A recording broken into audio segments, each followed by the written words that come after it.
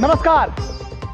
मैं हूं निखिल सिंह और न्यूज नाइट में आप सभी का बहुत बहुत स्वागत है। न्यूज नाइट में बात होगी देश दुनिया की तमाम ताजा तरीन खबरों की।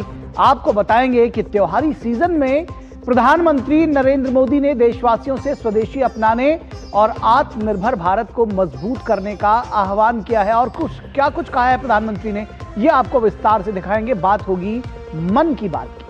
गृह मंत्री अमित शाह ने दोहराई है 2026 तक नक्सल मुक्त भारत की प्रतिबद्धता।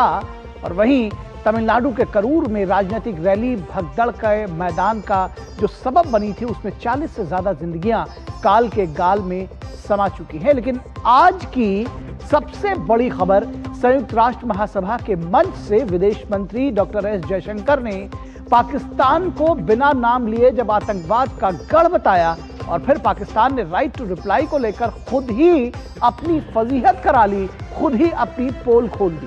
भारत ने दो टूक कहा, यह सीमा पार आतंकवाद की स्वीकारोक्ति है।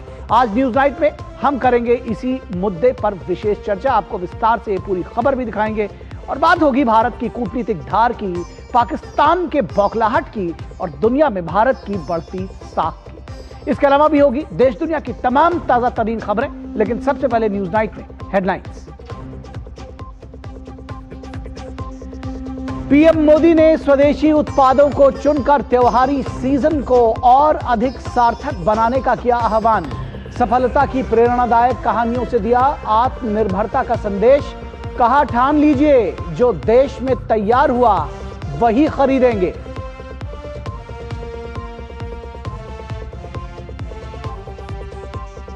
पीएम ने स्वतंत्रता सेनानियों और महान विचारकों को किया नमन। महापुरुषों के मूल्यों को बताया भारतीय संस्कृति का आधार और युवाओं की प्रेरणा। कहा, छठ को यूनेस्को की सांस्कृतिक धरोहर सूची में शामिल कराने का है प्रयास।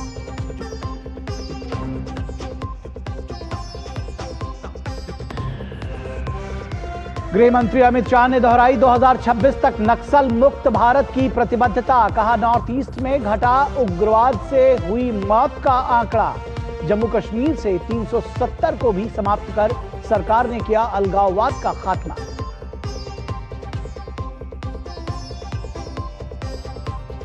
संयुक्त राष्ट्र में विदेश मंत्री की लताड़ पर बौखलाया पाकिस्तान। राइट टू रिप्लाई की जल्दबाजी में खुद की खोली पोल। भारत ने प्रतिक्रिया को बताया पाक की स्वीकारोक्ति। कहा, पाक की पहचान उसके काम से साफ।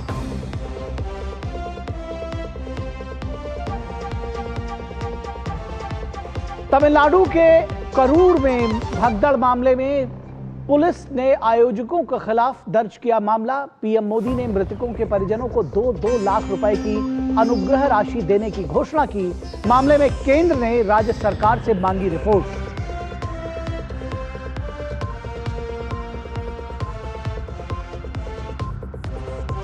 और एशिया कप क्रिकेट के खिताबी मुकाबले में भारत ने जीता टॉस, पहले गेंदबाजी का लिया फैसला। 41 साल में पहली बार प्रतियोगिता के फाइनल में आमने सामने हैं दोनों टीमें।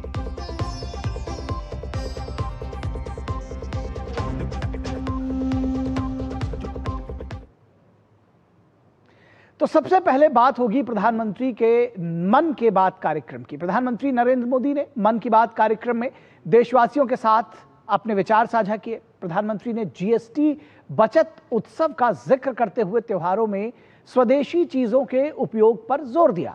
प्रधानमंत्री मोदी ने हैंडलूम और हैंडीक्राफ्ट सेक्टर में सफलता की कहानियां लिख रहे लोगों का भी जिक्र किया। पीएम ने कहा कि अगर इरादा पक्का हो तो सफलता हमसे दूर नहीं जा सकती। देश भर में इस समय त्योहारों की रौनक देखने को मिल रही है। हर तरफ भक्तिमय माहौल छाया हुआ है। प्रधानमंत्री नरेंद्र मोदी ने मन की बात कार्यक्रम में नवरात्र, विजयदशमी, दिवाली और छठ पर्व का जिक्र किया। पीएम ने छठ महापर्व को यूनेस्को की सांस्कृतिक धरोहर की सूची में शामिल होने के प्रयासों का जिक्र करते हुए छठ को ग्लोबल फेस्टिवल बताया। साथियों, मुझे आपको ये बताते हुए बहुत खुशी है कि भारत सरकार भी छठ पूजा को लेकर एक बड़े प्रयास में जुटी है।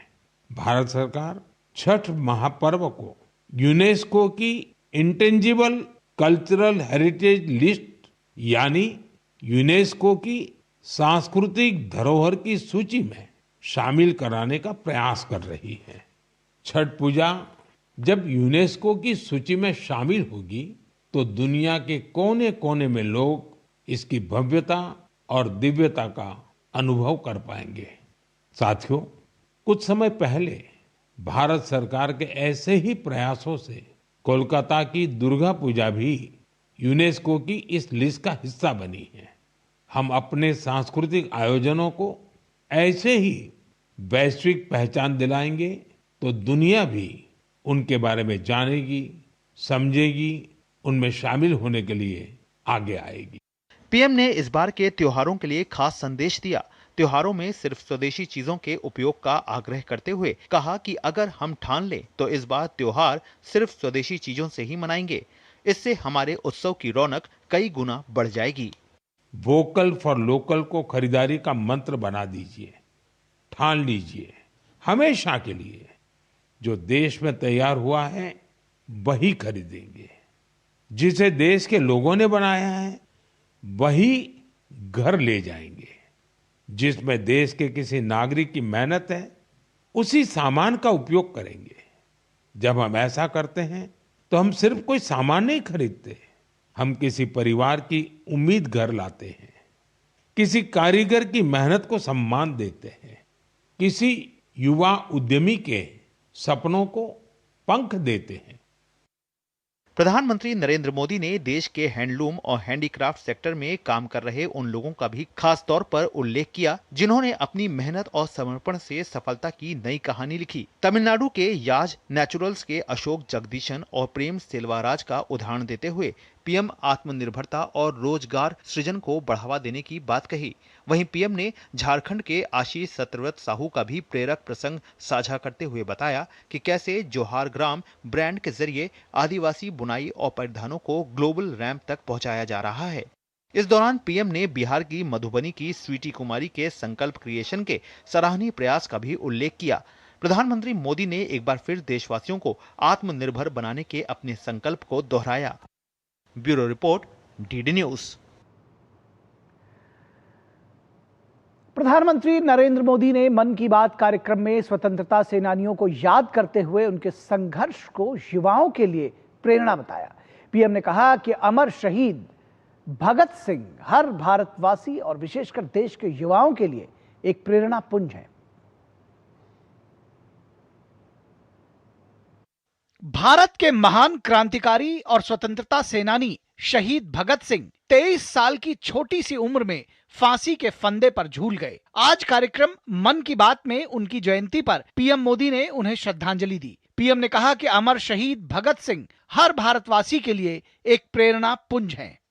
देश के लिए फांसी के फंदे पर झूलने से पहले भगत सिंह जी ने अंग्रेजों को एक पत्र भी लिखा था। उन्होंने कहा था कि मैं चाहता हूं कि आप मुझे और मेरे साथियों से युद्ध बंदी जैसा व्यवहार करें। इसलिए हमारी जान फांसी से नहीं सीधा गोली मारकर ली जाए। यह उनके अदम्य साहस का प्रमाण है। त्योहारों के इस मौसम में पीएम मोदी ने देशवासियों से स्वदेशी अपनाने की अपील की। पीएम ने कहा कि बीते 11 वर्षों में खादी के प्रति देश के लोगों का आकर्षण बढ़ा है। उन्होंने लोगों से 2 अक्टूबर को खादी की खरीद कर वोकल फॉर लोकल मुहिम से जुड़ने का आग्रह किया। पिछले कुछ वर्षों में खादी की बिक्री में बहुत तेजी देखी गई है। मैं आप सभी से आग्रह करता हूं कि 2 अक्टूबर को कोई न कोई खादी प्रोडक्ट जरूर खरीदें। गर्व से कहें ये स्वदेशी है। इसे सोशल मीडिया पर #वोकल फॉर लोकल के साथ शेयर भी करें। महर्षि वाल्मीकि को भारतीय संस्कृति का आधार बताते हुए पीएम मोदी ने उनकी जयंती पर उन्हें नमन किया। उन्होंने कहा कि रामायण जैसे अद्भुत ग्रंथ के रचयिता ने हमें भगवान श्री राम के अवतार की कथाओं से परिचित करवाया है। 7 अक्टूबर को महर्षि वाल्मीकि जयंती है। हम सब जानते हैं महर्षि वाल्मीकि भारतीय संस्कृति के कितने बड़े आधार है।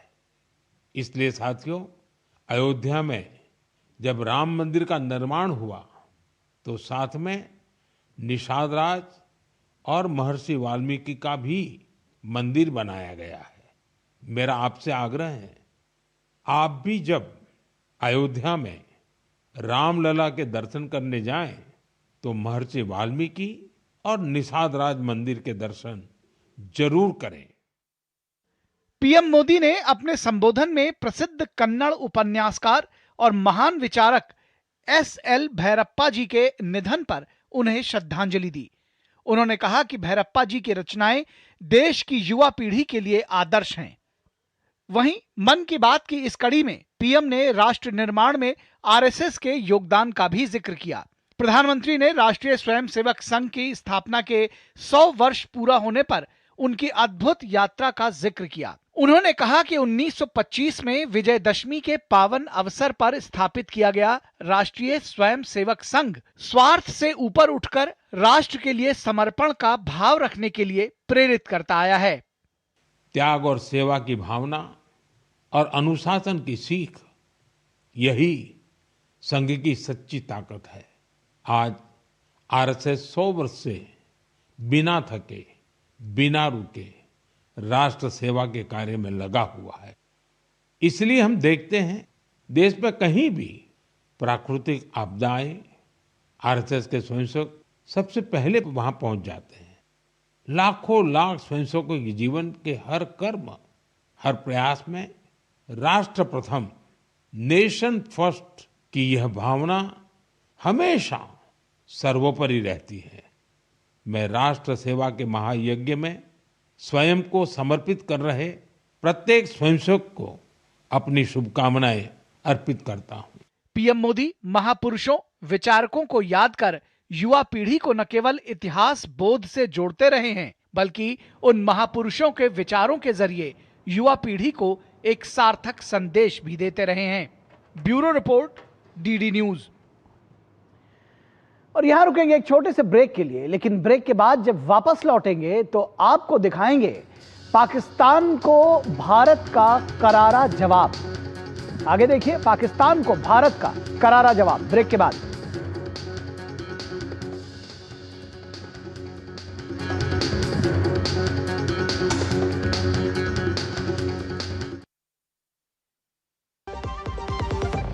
लाल रंग इसका अपार, तीखा कम है फिर भी स्वाद, बेमिसाल बेमिसाल MDH Kashmiri, MDH Kashmiri. MDH।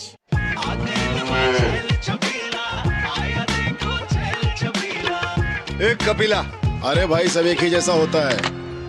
ये लो साधारण पशु आहार।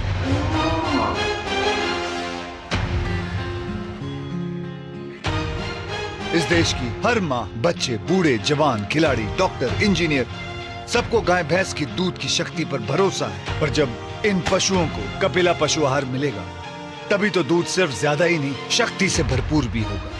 और ये सच जानते हुए चंद पैसों के लिए तुम देश का भरोसा तोड़ दो।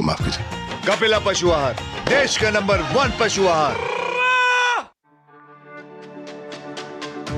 मेरी पसंद, मेरी पसंद,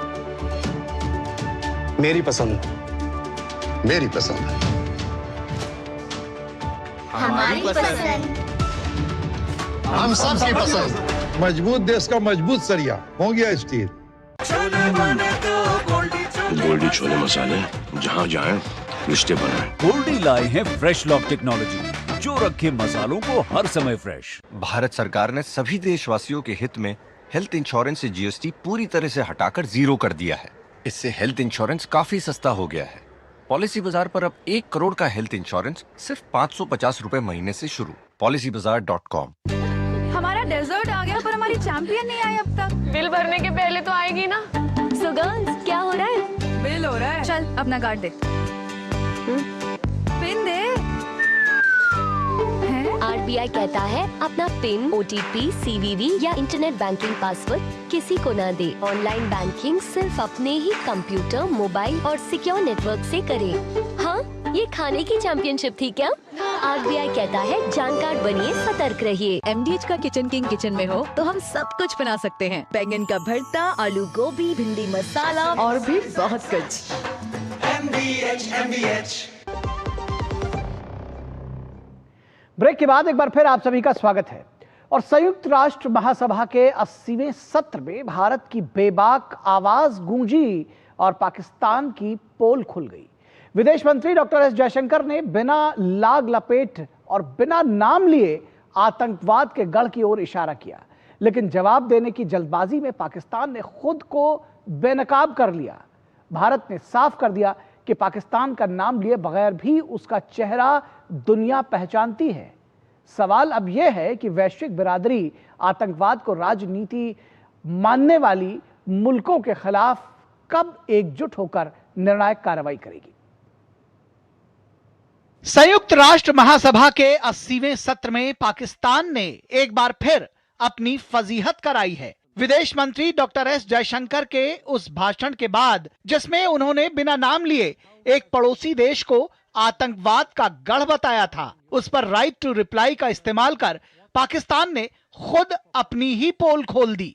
दरअसल शनिवार को भारत के विदेश मंत्री डॉक्टर एस जयशंकर ने पाकिस्तान का नाम लिए बगैर उसकी कारगुजारियों की चर्चा यूएन के मंच से की और कहा कि हमारे बीच एक ऐसा पड़ोसी है जो दशकों से वैश्विक आतंकवाद का केंद्र रहा है। उन्होंने पहलगाम हमले का जिक्र करते हुए उसे सीमा पार की बर्बरता करार दिया। हॉल में उनका संदेश गूंजा और दुनिया ने उसे गौर से सुना। For decades now, major international terrorist attacks are traced back to that one country. UN's designated lists of terrorists are replete with its nationals. The most recent example of cross-border barbarism was the murder of innocent tourists in Pahalgam in April this year. India exercised its right to defend its people against terrorism. उन्होंने बदले हुए नए भारत के 3 सूत्री मंत्र का उल्लेख करते हुए कहा कि भारत देश और दुनिया के हर हिस्से में अपने नागरिकों के हितों की सुरक्षा के लिए प्रतिबद्ध है। Bharat approaches the contemporary world guided by 3 key concepts. 1. Atmanirbharta or self-reliance. That means developing our own capabilities, building our own strengths and nurturing our own talent. 2. Atmaraksha or securing oneself. We remain determined to protect our people and secure their interests at home and abroad. And 3. Atmavishwas or self-confidence. As the most populous nation, as a civilizational state, as a rapidly growing major economy, Bharat will always maintain its freedom of choice and will always be a voice of the global south.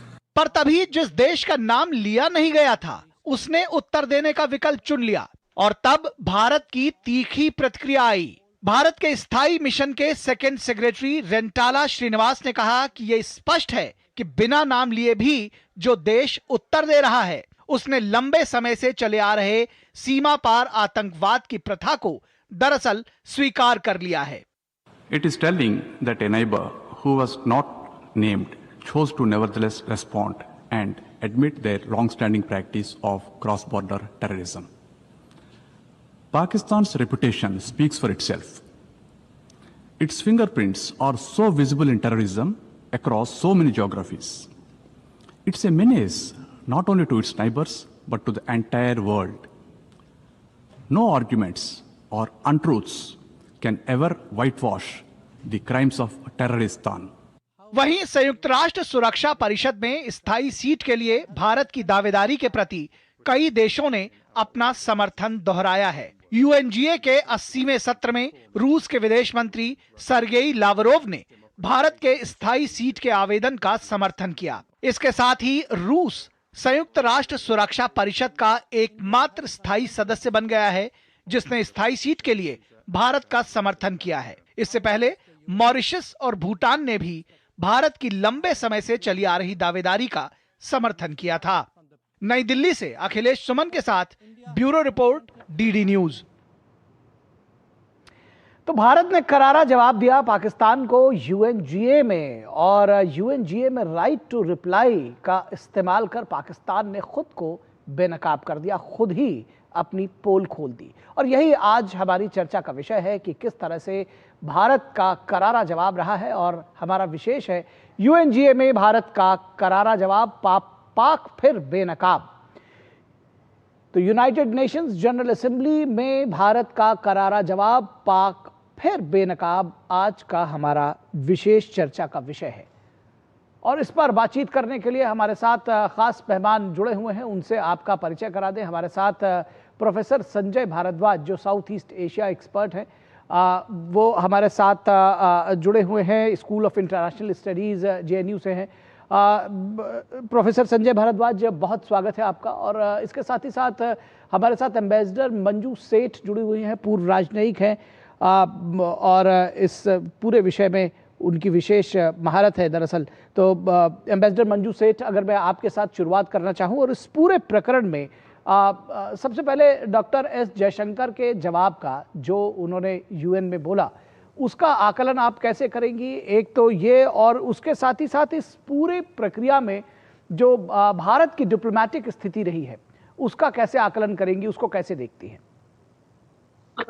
बिल्कुल, आपने कहा ये जो बहुत important था कि वहाँ के प्राइम मिनिस्टर, पाकिस्तान के प्राइम मिनिस्टर शरीफ ने जो अपने भाषण में काफ़ी चीज़ें यूएनजीए में कही, तो हमारे विदेश मंत्री ने जो वहाँ पे किया है, 2-3 मुद्दे मेन रेज किए हैं उन्होंने। सिक्योरिटी काउंसिल के रिफॉर्म्स की बात की है और साथ में पाकिस्तान की भूमिका जो है, टेरर सपोर्ट जो करते हैं, उसको बिल्कुल हाईलाइट किया है। ये बहुत ज़रूरी था। उनको नेम नहीं किया, कोई भी नाम नहीं लिया, लेकिन उन्होंने बिल्कुल क्लियरली बताया कि ये एक हमारे नेबरहुड में एक देश है जो बिल्कुल बाज नहीं आता है, टेरर को सपोर्ट करता है और हमेशा ही जितने terrorism, major acts of terrorism हुए हैं कहीं भी दुनिया में, उसका एपिसेंटर या उसका जो सोर्स है वो पाकिस्तान है।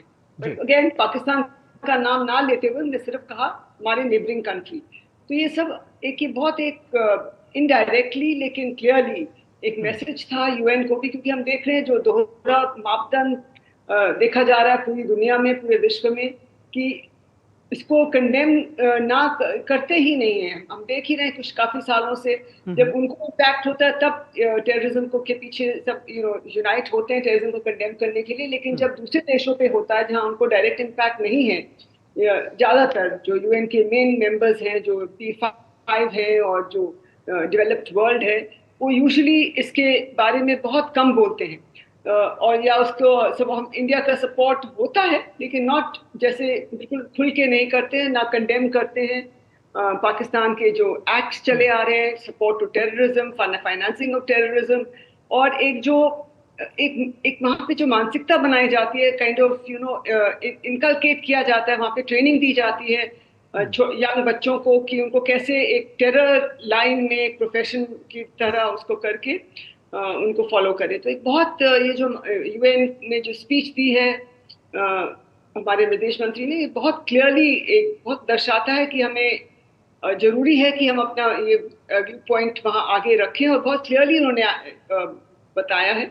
लेकिन पाकिस्तान को फिर भी आई थिंक समझ तो आ गया, क्योंकि राइट ऑफ रिप्लाई में उन्होंने जवाब दिया है, चाहे हम क्योंकि हम इंडिया ने नेम नहीं किया उनको, किसी कहा नहीं पाकिस्तान का ये रूल है, लेकिन फिर भी राइट ऑफ रिप्लाई में पाकिस्तान ने कहा कि नहीं, ये इंडिया हमारे खिलाफ झूठ बोलता है, ये बोलता है, उसके तरह की बातें की उन्होंने। तो ये एक ही पुराना आई थिंक उनका एक एटीट्यूड है पाकिस्तान का, क्योंकि उनको पता है कि उनके ऊपर कोई एक्शन एज सच नहीं लिया जाए, तो वो इम्प्यूनिटी करते चले जाते हैं। और ये विदेश मंत्री ने भी कहा, ये उनको बिल्कुल मिलके पूरी दुनिया को इसके ऊपर एक कंबाइंड एक्शन लेना पड़ेगा और एकजुट होके इसको टेररिज्म को खत्म करने की कोशिश करनी पड़ेगी और प्रेशर डालना पड़ेगा निश्चित तौर पर। प्रोफेसर भारद्वाज, अगर ये जो अभी ताज़ा प्रकरण हुआ है राइट टू रिप्लाई वाला, इसको कैसे डिप्लोमेटिकली आप देखते हैं? पाकिस्तान ने खुद को ही एक्सपोज कर दिया, भारत ने उसका नाम भी नहीं लिया था, उसके बावजूद वो उस पर रिप्लाई करने के लिए आकर खड़े हो गए।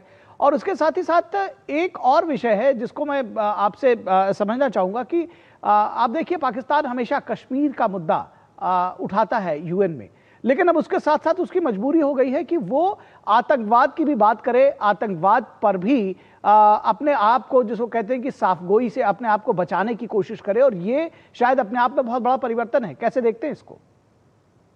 देखिए, इसमें दो पहलू साफ साफ है। पहली बात कि जो पाकिस्तान अपने आप को खुद ही एक्सपोज कर रहा है, और जिस तरीके से उन्होंने बयान दिया, जो प्रधानमंत्री का बयान आया, वो उनका एक तरीके से long standing practice of terrorism को रिफ्लेक्ट करता है। और ये बात सार्वभौम सत्य है, सब लोग जानते हैं, दुनिया जानती है कि जब, और ये बात आपने देखा कि जब जयशंकर जी टेररिज्म की बात कर रहे थे, उसको डिस्क्रिमिनेटरी और डबल स्टैंडर्ड की बात कर रहे थे, तो पूरा जो यूएन सिक्योरिटी जो जनरल असेंबली था वो तालियों से गूंज रहा था। यानी कि उनकी बात को दुनिया एंडोर्स कर रही थी कि पाकिस्तान एक ऐसा देश है, भारत का नेबरिंग कंट्री है, जो टेररिज्म का एपिसेंटर है, और जितने भी बड़े आज तक अटैक हुए हैं उसमें पाकिस्तान का इन्वॉल्वमेंट रहा है। वहीं पर जब अब उनको अपने आप को डिफेंस का, क्योंकि ये बात मान के चलिए कि वो ना केवल क्रॉस बॉर्डर टेररिज्म को सपोर्ट करते हैं, बल्कि टेरर फाइनेंसिंग भी करते हैं, और उसके वो खुद भी विक्टिम है। जिस तरीके से तहरीके तालिबान वहां पे अपना दमखम लगाए हुए है, पाकिस्तान डिस्टेबलाइज हो रहा है, सिक्योरिटी क्राइसिस हो रहा है, तो पाकिस्तान दोहरे मार से मर रहा है, दुनिया समझ रही है। लेकिन यहाँ पे देखिए कि विदेश मंत्री जयशंकर जी ने एक बहुत पॉजिटिव भी बात कही कि देखिए, यूएन का जो 8 दशक का एक सफर है, जिसमें यूएन चार्टर में विश्वास करते हैं, अभी क्राइसिस में है, और उसको, और जो मल्टीलेटरलिज्म भी क्राइसिस में है। हमें लगता है कि यूएन में रिफॉर्म होना चाहिए, और जो कई मुद्दे पेंडिंग है, जो कोल्ड वॉर की पॉलिटिक्स के हिस्से बने थे, जिसमें कश्मीर का मुद्दा भी है, जो कि कश्मीर भारत का अभिन्न अंग है, और कॉन्स्टिट्यूशनली लीगली ये भारत का अंग रहा है, और लेकिन इसको कश्मीर, इसमें यूएन में ले जाके इसको एक तरीके से डिस्प्यूटेड बनाने का प्रयास किया। तो इन्होंने कहा कि यूएन में रिफॉर्म होना चाहिए, और दुनिया को पीस बिल्डिंग की तरफ बढ़ना चाहिए, यानी कि जो डिग्निटी ऑफ सिटीजन सबसे बड़ा प्रायोरिटी होना चाहिए। तो इन्होंने 2-3 बातें जो सकारात्मक कही कि ना केवल टेररिज्म तो एक बहुत बड़ा एक सवाल है, इसी के साथ साथ जो ग्लोबल कॉमन्स हैं, यानी कि क्लाइमेट चेंज है, या मानवता का कल्याण है, या एसडीजी का जो बहुत कम ग्रोथ हो रहा है, उन सबको लेके, साथ ही साथ ग्लोबल गुड्स, क्योंकि एक तरीके से ये भी विटनेस हुआ कि जो कोविड-19 में एक वैक्सीन डिस्क्रिमिनेटरी रिजीम क्रिएट कर दिया गया था कुछ कंट्रीज के माध्यम से। तो इन सब बातों को जयशंकर जी ने बहुत अच्छे तरीके से दुनिया के सामने रखा, और मुझे लगता है कि मोटे तौर पे जो दुनिया ने इनकी इस बात को एक सहमति दी, और ये एक तरीके से बिगुल बजा है। और भारत की जो सदस्यता की बात है यूएन सिक्योरिटी काउंसिल में, रशिया ने तो ओपनली उनको सपोर्ट किया, लेकिन साथ ही साथ दुनिया के बाकी देश भी इनडायरेक्टली सपोर्ट करता। अमेरिका ने भी कई बार इंडिकेट किया कि भारत निश्चित रूप से एक यूएन सिक्योरिटी काउंसिल का सदस्य बनने के लिए दावेदार है। तो मुझे लगता है कि जो बहुत गंभीर मुद्दे हैं, जिसमें आतंकवाद है, क्लाइमेट चेंज है, डिस्क्रिमिनेटरी रिजीम है, ग्लोबल साउथ की आवाज है, ये तब आगे बढ़ पाएंगे जब भारत को यूएन सिक्योरिटी काउंसिल में परमानेंट सीट मिलेगी, और भारत जैसे डेमोक्रेटिक देश में इस परमानेंट सीट की बात कर लेते हैं, और चाहेंगे कि थोड़ा जल्दी जवाब लें, समय थोड़ा कम हो रहा है। एम्बेसडर मंजू सेठ, जब हम परमानेंट सीट की बात करते हैं, आप देख रहे हैं कि रूस ने, सरगेई लावरोव ने भी खुले तौर पर समर्थन किया, मॉरिशस ने किया, उसके अलावा भूटान ने किया। तो आप कैसे देख रही हैं कि अब ये लगातार इसकी मांग जो है भारत के पक्ष में बढ़ती जा रही है? कैसे देखती हैं इस पूरे परिवर्तन को? नहीं, परिवर्तन तो आ रहा है काफी सालों से, लेकिन सिर्फ जो उसका जो एक्चुअल प्रोसेस है यूएन रिफॉर्म्स का, वही एक मुद्दा बन गया, उसी पे वो आगे नहीं बढ़ पा रहे। उसकी वजह से प्रोसेस शुरू कर तो दिया है, लेकिन रिफॉर्म बहुत जरूरी है, और अब सब देश समझ रहे हैं। जो ग्लोबल साउथ है वो भी समझ रहा है, डेवलप्ड वर्ल्ड भी समझ रहे हैं, क्योंकि हमने देखा है कि जो यूएन था वो इनइफेक्टिव रहा। ये बड़ी लड़ाइयां जो हुई हैं, उसका एक जो रीजन था जब इस्टेब्लिश करने का यूएन का था कि वो पीस लाएगा और वॉर्स को होने नहीं देगा, लेकिन दोनों अभी जो पिछली दोनों वॉर्स हैं उसको नहीं प्रिवेंट कर पाए, ना प्रिवेंट कर पाया, ना उनको बंद करवा पाया। तो इफेक्टिव हो रहा है। तो सब रिकग्नाइज कर रहे हैं कि अगर यूएन को एक रोल प्ले करना है, अपना मल्टीलैटरल रोल, और दुनिया में एक प्रॉपर एक रोल एज फॉर पीस, वो क्रिएटिंग पीस, अगर वो रोल उसको फुलफिल करना है और डेवलपमेंट के लिए, और जैसे उन्होंने कहा प्रोफेसर साहब ने SDG का, क्लाइमेट चेंज का, हर एक चीज़ का के मुद्दे को अगर वो इफेक्टिवली हैंडल कर सके, टैकल कर सके, उसके रिफॉर्म बहुत ज़रूरी है। और जब तक वो रिफॉर्म नहीं होगा, UN सिक्योरिटी काउंसिल एक्सपेंशन नहीं होगा, सिक्योरिटी काउंसिल का बोथ परमानेंट मेंबरशिप में और नॉन परमानेंट मेंबरशिप में, जहाँ पे सब अपने जो न्यू मेंबर्स भी हैं वो अपना एक योगदान दे सकें, अपना एक वॉइस सामने रख सकें, तब तक मुझे उम्मीद बहुत कम है कि बहुत ये इफेक्टिव बन पाएगा। जी बिल्कुल, रिफॉर्म्स बहुत ज़रूरी। रिफॉर्म्स को लेकर के प्रोफेसर भारद्वाज के भी व्यूज़ जानना चाहूँगा। प्रोफेसर भारद्वाज, भारत और भारत जैसे तमाम कुछ और देश जो है वो लगातार रिफॉर्म्स की बात कर रहे हैं, लेकिन जो बड़े देश हैं जिसको कहना चाहिए कि बिल्कुल सन्नाटा मार के बैठे हैं और वो उस पर कोई बात नहीं कर रहे हैं, किस तरह से, क्या स्ट्रैटेजी होनी चाहिए आपको लगता है कि इस चीज़ को आगे बढ़ाया जाए? जैसा कि अभी एम्बेसडर मंजू सेठ ने जिक्र किया कि दो वॉर हो रहे हैं और उसको न रोक सकते हैं, न उसको किसी भी तरह उसमें कोई परिवर्तन ला सकते हैं, फिर ऐसे UN का क्या फ़ायदा है?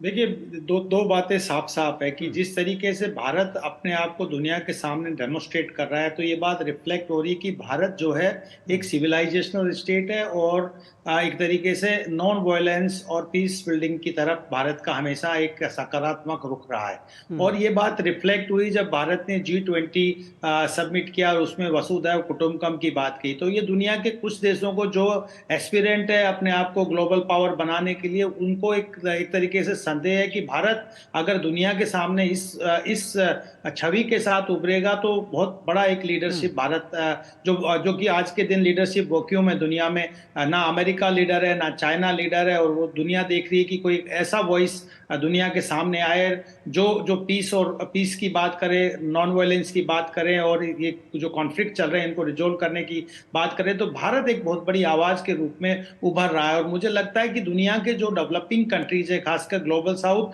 और ये भी कहिए कि कुछ डेवलप्ड जो यूरोपियन कंट्रीज है, वो भी भारत की इस लीडरशिप को एंडोर्स करते हैं, आगे बढ़ाते हैं, क्योंकि भारत दुनिया का लार्जेस्ट फंक्शनल डेमोक्रेसी है, दुनिया के एक 1/5 पॉपुलेशन को रिप्रेजेंट करता है। तो निश्चित रूप से भारत का एक जो अपना, चाहे वो आर्थिक क्षेत्र में हो, चाहे वो सिक्योरिटी के क्षेत्र में हो, या बाकी जो आत्मनिर्भरता जो बढ़ती जा रही है, वो भारत की मेंबरशिप को एक स्ट्रॉन्ग कैंडिडेचर देता है। और इस बात को बहुत स्ट्रांगली हमारे विदेश मंत्री ने UN जनरल असेंबली में रखा, और इसको मुझे लगता है कि दुनिया बात को समझेगी, और जो मल्टीलेटरलिज्म जो क्राइसिस में आज के दिन UN इंस्टीट्यूशन क्राइसिस में, उस क्राइसिस को भारत निकालने में सक्षम होगा। जी निश्चित तौर पर। तो भारत से बहुत सारी उम्मीदें हैं दुनिया भर के तमाम देशों को, और बहुत सारे ऐसे भी लोग हैं जो भारत के विकास से, भारत की प्रगति से निश्चित तौर पर बहुत खुश शायद नहीं है, लेकिन इन सारी स्थितियों के बीच में भारत अपना रास्ता स्वयं बना रहा है। बहुत शुक्रिया इस तमाम बातचीत के लिए एम्बेसडर मंजू सेठ और प्रोफेसर भारद्वाज हमारे साथ जुड़ने के लिए। और यहाँ रुकेंगे एक छोटे से ब्रेक के लिए, लेकिन ब्रेक के बाद जब वापस लौटेंगे तो आपको दिखाएंगे कि लाल आतंक के खात्मे का संकल्प।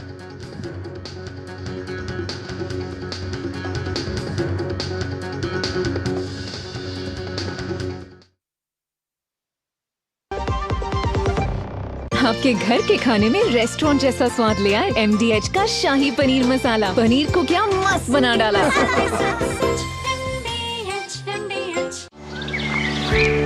पता है, कल जो है मेरे घर पर NSO के अधिकारी आए थे, मैंने तो उन्हें सारी सही जानकारी दे दी। हाँ, मेरे घर पे भी आए थे। अच्छा? तो मैंने भी उनको सारी जानकारी दी। ये NSO क्या है और क्या जानकारी दी आप लोगों ने उन्हें? अरे NSO यानी नेशनल स्टैटिस्टिक्स ऑफिस, जो इस समय पूरे देश में हाउस होल्ड हेल्थ एक्सपेंडिचर सर्वे कर रहा है, जिसके अंतर्गत पूछा जा रहा है कि पिछले 1 साल में किस तरीके की बीमारियां हुई है, कितना खर्चा आया है और बीमा का फायदा हुआ या नहीं। और अगर किसी घर में महिला माँ बनी है, कोई टीकाकरण की गई जाँचें और डिलीवरी किसके द्वारा हुई, कहाँ हुई, और सबसे जरूरी बात, माँ और बच्चा सुरक्षित है या नहीं। और ऐसी स्वास्थ्य संबंधी जानकारियां इकट्ठी की जाती हैं और हमसे साझा की गई जानकारी के द्वारा सरकार ये तय करती है कि आने वाले समय में स्वास्थ्य संबंधी नीतियां कैसी हों, सुविधाएं बेहतर कैसे बने। और सबसे महत्वपूर्ण बात, ये सारी जानकारी 100% गोपनीय रखी जाती है। हमने तो अपनी जिम्मेदारियां निभा दी, अब बारी है आपकी। जब धरती चीर कर निकलता है लोहे का पत्थर और मिलता है मोंगिया के जोश से, फिर तपता है, पिघलता है और बनता है फौलाद। अब होता है सरिया सारी खूबियों के साथ। मोंगिया स्टील, मजबूत देश का मजबूत सरिया।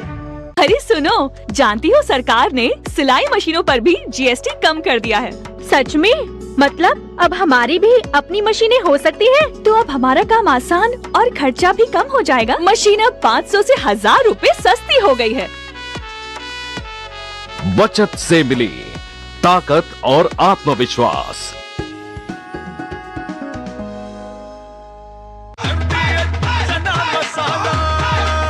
अब छोलिया हो या लोबिया, सफेद चने या काले चने, सब कुछ मजेदार बने।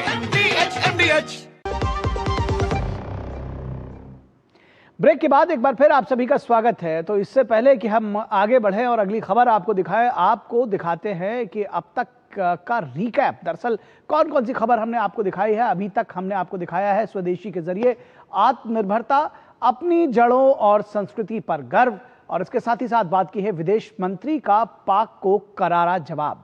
तो ये खबरें हमने आपको विस्तार से दिखाई हैं, आपको समझाया है, दिखाया है कि किस तरह से ये हम लगातार आगे बढ़ रहे हैं। और अब बात करेंगे अगली खबर की। केंद्रीय गृह मंत्री अमित शाह ने स्पष्ट रूप से एक बार फिर दोहराया है कि 31 मार्च 2026 तक भारत पूरी तरह से नक्सल मुक्त हो जाएगा। लेकिन आखिर नक्सलवाद को वैचारिक और आर्थिक पोषण कौन देता आया है, यह भी देश को जरूर जानना चाहिए। गृह मंत्री ने 3 बड़े हॉटस्पॉट्स जम्मू कश्मीर, उत्तर पूर्व और वामपंथी कॉरिडोर का जिक्र करते हुए बताया कि प्रधानमंत्री मोदी के नेतृत्व में इन सभी क्षेत्रों में निर्णायक सुधार हुए हैं। गृह मंत्री ने नई दिल्ली के विज्ञान भवन में भारत मंथन 2025 राष्ट्रीय सम्मेलन के समापन सत्र को संबोधित किया और इस दौरान उन्होंने ये संकल्प व्यक्त किए। केंद्रीय गृह एवं सहकारिता मंत्री अमित शाह ने रविवार को नई दिल्ली के विज्ञान भवन में आयोजित भारत मंथन 2025 के अंतर्गत नक्सल मुक्त भारत मोदी के नेतृत्व में लाल आतंक का अंत के समापन सत्र को संबोधित किया। इस अवसर पर गृह मंत्री अमित शाह ने कहा कि मैंने पहले ही कहा था कि 31 मार्च 2026 तक देश नक्सल मुक्त हो जाएगा, लेकिन सवाल है कि नक्सलवाद की समस्या का वैचारिक पोषण किसने किया। इसके लीगल और आर्थिक समर्थन को समझना जरूरी है। मैंने ही एक स्टेटमेंट दिया है कि 31 मार्च 2026 तक ये देश नक्सलवाद से मुक्त हो जाएगा। इस देश में नक्सलवादी समस्या क्यों पनपी, क्यों बढ़ी, क्यों विकसित हुई, इसका वैचारिक पोषण किसने किया, और जब तक भारत का समाज ये नक्सलवाद के विचार का वैचारिक पोषण, लीगल समर्थन और वित्तीय पोषण करने वाले समाज में बैठे हुए लोगों को समझ नहीं लेता है और उन लोगों को हम वापिस नहीं लाते हैं, तब तक नक्सलवाद के खिलाफ लड़ाई समाप्त नहीं हो जाएगी। केंद्रीय गृह मंत्री अमित शाह ने कहा कि आंतरिक सुरक्षा की दृष्टि से 3 महत्वपूर्ण hot spot Jammu Kashmir, north east, वामपंथी कॉरिडोर से आंतरिक सुरक्षा छिन्न भिन्न हुआ। उन्होंने कहा कि मोदी जी के प्रधानमंत्री बनते ही तीनों हॉट स्पॉट पर ध्यान केंद्रित किया गया। गृह मंत्री अमित शाह ने कहा कि नॉर्थ ईस्ट में सुरक्षा कर्मियों की मृत्यु में 2004 से 2014 की तुलना में 2014 से 2024 में 70% की कमी आई है। 2004 से 2014 की तुलना में 2014 से 2024 में नागरिकों की मृत्यु में 85% की कमी आई है। 12 महत्वपूर्ण शांति समझौते करके देश के दुश्मनों द्वारा हाथ में सप्लाई किए हुए ऑटोमेटिक हथियार लेकर घूमने वाले 10,500 युवाओं को सरेंडर कराकर मेन स्ट्रीम में लाने का काम भाजपा की सरकार ने किया, जबकि इस दौरान जम्मू कश्मीर से अलगाववाद को बढ़ावा देने वाली धारा 370 को भी समाप्त किया गया। पूरा उत्तर पूर्व जो अपने आप को कटा हुआ महसूस करता था, उत्तर पूर्व में जाते हैं तो ये उस वक्त पूछते थे कि भारत से कब आए हैं। आज उत्तर पूर्व ट्रेन से जुड़ा, रेलवे से जुड़ा, वाटरवेज से जुड़ा। भौतिक दूरी तो दूर हुई ही है, मगर दिल्ली और नॉर्थ ईस्ट के बीच में दिलों की दूरी भी दूर करने का काम ये सरकार ने किया। जम्मू कश्मीर 2019 में मोदी जी के नेतृत्व में धारा 370 को समाप्त कर दिया गया। गृह मंत्री अमित शाह ने कहा कि पशुपति से तिरुपति तक का इलाका कभी रेड कॉरिडोर के नाम से जाना जाता था। इस क्षेत्र में देश के 70% इलाके शामिल थे और लगभग 12 करोड़ लोग नक्सलवाद के प्रभाव और खतरे में रहते थे। उन्होंने कहा कि मोदी सरकार ने संवाद, सुरक्षा और समन्वय तीनों पहलू पर काम करने की शुरुआत की। आज नतीजा ये है कि मैं विश्वास से कह सकता हूं कि 31 मार्च 2026 तक इस देश से हथियारी नक्सलवाद समाप्त हो जाएगा। ब्यूरो इनपुट के साथ निशांत कुमार राय की रिपोर्ट, डीडी न्यूज। और यहां रुकेंगे एक छोटे से ब्रेक के लिए। कहीं मत जाइएगा, जल्द हाजिर होंगे। सस्ते वाले दाल मसाले स्वाद हुआ बेकार। MDH की हल्दी मिर्ची धनिया करे कमाल। ये रंग दे, ये खुशबू दे, ये तीखा, ये कम पड़े। क्या निराला MDH मसाला। पता है कल जो है मेरे घर पर NSO के अधिकारी आए थे। मैंने तो उन्हें सारी सही जानकारी दे दी। हाँ, मेरे घर पे भी आए थे। अच्छा, तो मैंने भी उनको सारी जानकारी दी। ये NSO क्या है और क्या जानकारी दी आप लोगों ने उन्हें? अरे NSO यानी नेशनल स्टैटिस्टिक्स ऑफिस, जो इस समय पूरे देश में हाउस होल्ड हेल्थ एक्सपेंडिचर सर्वे कर रहा है, जिसके अंतर्गत पूछा जा रहा है कि पिछले 1 साल में किस तरीके की बीमारियां हुई है, कितना खर्चा आया है और बीमा का फायदा हुआ या नहीं। और अगर किसी घर में महिला माँ बनी है, कोई टीकाकरण, की गई जाँचें और डिलीवरी किसके द्वारा हुई, कहाँ हुई, और सबसे जरूरी बात, माँ और बच्चा सुरक्षित है या नहीं। और ऐसी स्वास्थ्य संबंधी जानकारियां इकट्ठी की जाती हैं और हमसे साझा की गई जानकारी के द्वारा सरकार ये तय करती है कि आने वाले समय में स्वास्थ्य संबंधी नीतियां कैसी हों, सुविधाएं बेहतर कैसे बने। और सबसे महत्वपूर्ण बात, ये सारी जानकारी 100% गोपनीय रखी जाती है। हमने तो अपनी जिम्मेदारियां निभा दी, अब बारी है आपकी। गोल्डी छोले मसाले, जहाँ जाए रिश्ते बनाए। गोल्डी लाए हैं फ्रेश लॉक टेक्नोलॉजी, जो रखे मसालों को हर समय फ्रेश। पहले अक्सर टाल दिया करती थी कहकर, अगली बार नया पेंसिल बॉक्स हो, मनपसंद साबुन या थोड़ी और दाल। अब GST जो घट गया है, तो अब हर सामान सस्ता हो गया है। अब खुलकर खरीदारी करूंगी, खुद के लिए भी और परिवार के लिए भी।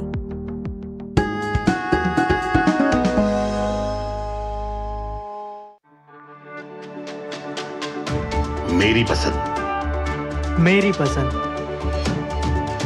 मेरी पसंद, मेरी पसंद, हमारी पसंद, हम सबकी पसंद। मजबूत देश का मजबूत सरिया हो गया स्टील। MDH की देगी मिर्च, देगी मिर्च का तड़का, अंग अंग फड़का। MDH की देगी मिर्च। ब्रेक के बाद एक बार फिर आप सभी का स्वागत है और खबर तमिलनाडु के करूर से, जहां टीवी के नेता थेलापति विजय की रैली मौत का मैदान बन गई थी। भगदड़ में महिलाओं और बच्चों सहित 40 लोगों की जान चली गई, जबकि 50 से ज्यादा लोग अस्पताल में जिंदगी और मौत से जूझ रहे हैं। सवाल उठ रहे हैं कि हादसे की वजह लापरवाही थी या फिर कोई साजिश।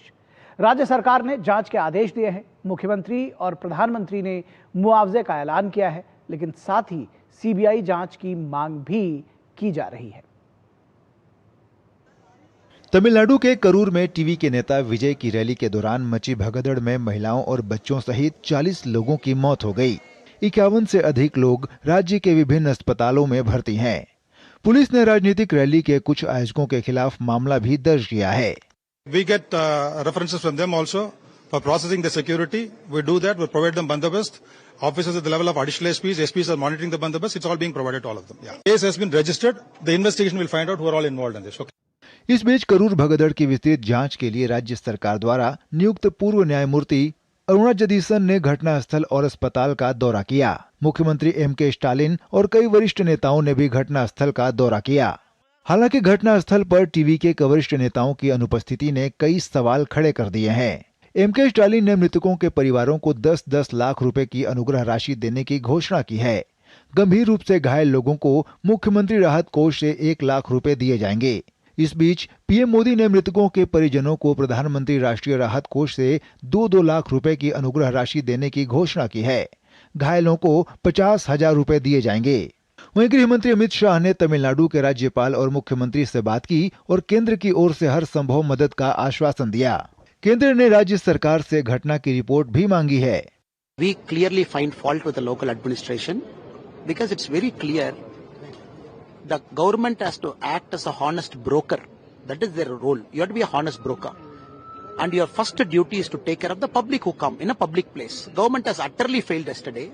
करूर भगदड़ मामले में सुप्रीम कोर्ट के वकील जीएस मणि ने प्रधानमंत्री, गृह सचिव, सीबीआई डायरेक्टर और तमिलनाडु के कई शीर्ष अधिकारियों को याचिका भेजी है, जिसमें उन्होंने कहा है कि इस मामले की जांच सीबीआई से कोर्ट की निगरानी में या सुप्रीम कोर्ट के किसी मौजूदा या रिटायर्ड जज की अध्यक्षता में एसआईटी से कराई जाए। उनकी शिकायत है कि सभा के दौरान अचानक बिजली गुल होने से अफरा तफरी, दहशत और भ्रम के हालात पैदा हो गए, जिसके परिणाम स्वरूप भगदड़ मच गई। इस बात की प्रबल और उचित आशंका है कि यह बिजली कटौती आकस्मिक नहीं बल्कि जानबूझकर की गई थी और इसमें पुलिस और बिजली विभाग के अधिकारियों और उनके राजनीतिक आकाओं सहित कुछ राज्य अधिकारी भी शामिल हैं। ब्यूरो इनपुट के साथ रितेश रंजन की रिपोर्ट, डीडी न्यूज। और यहाँ रुकेंगे एक छोटे से ब्रेक के लिए, कहीं मत जाइएगा, जल्द हाजिर होंगे। हिंग देना, वो वाली MDH की सुपर हीट। जिन्होंने यूज किया है वो जानते हैं असली हींग का स्वाद। MDH सुपर हींग, शुद्धता का असली तड़का। असली मसाले सच सच MDH। हेलो, नमस्कार सर, बधाई हो, आपको प्रधानमंत्री ग्रामीण आवास योजना की तरफ से पक्का घर मिला है। पक्का घर? हाँ सर, बस आपको एक एप्लीकेशन डाउनलोड करनी पड़ेगी, जिसका लिंक हमने आपके नंबर पर भेज दिया है। पक्के मकान के नाम पे बेवकूफ बनाया जा रहा है। जमतारा में 70 लोगों का गिरोह पकड़ा गया है, वैसे ही फोन कॉल करके लोगों को गाड़ी, बंगला, बैंक बैलेंस का लालच दे के बेवकूफ बना रहे थे। कम से कम 7 साल की सजा होगी। नहीं सर, क्या बोल रहे हैं? ये जो विनोद तो घर दे रहे हो ना, वो अपने पास रख लो। तुम जब जेल जाओगे तुम्हारे घर वालों को काम आएगा। काट दिस। क्या किए भैया, बड़ा मुश्किल से पक्का का घर मिल रहा था। पक्का का घर मिल रहा था, घर से बेघर हो जाते हैं। मतलब हम समझे नहीं, कैसे? मतलब जैसे तुम ये एप्लीकेशन डाउनलोड कर लेते, हाँ। तुम फोन हैक करके और सारा बैंक बैलेंस सपाचट। बड़ा मुश्किल से 6000 रुपया सेव किए हैं भैया। जो बचा लिया हम। साइबर अपराधियों का मत लो tension, stop, think and then take action. आज तो पार्टी चाहिए। चैंपियन के साथ सेल्फी लेंगे। आइडिया, यही करते हैं पार्टी। Pizza party. ये चल अपना कार्ड और पिन दे। मेरे कार्ड की डिटेल्स मैं खुद ही डालूंगी। आरबीआई कहता है अपना पिन, ओटीपी, सीवीवी या इंटरनेट बैंकिंग पासवर्ड किसी के साथ शेयर ना करें। ऑनलाइन बैंकिंग सिर्फ अपने कंप्यूटर, मोबाइल और सिक्योर नेटवर्क से करें। बाय गर्ल्स, कहाँ जा रही है? सुना नहीं, नो शेयरिंग। आरबीआई कहता है जानकार बनिए, सतर्क रहिए। अरे सुनो, जानती हो सरकार ने सिलाई मशीनों पर भी जीएसटी कम कर दिया है। सच में? मतलब अब हमारी भी अपनी मशीनें हो सकती हैं? तो अब हमारा काम आसान और खर्चा भी कम हो जाएगा। मशीन अब 500 से 1000 रुपए सस्ती हो गई है। बचत से मिली ताकत और आत्मविश्वास।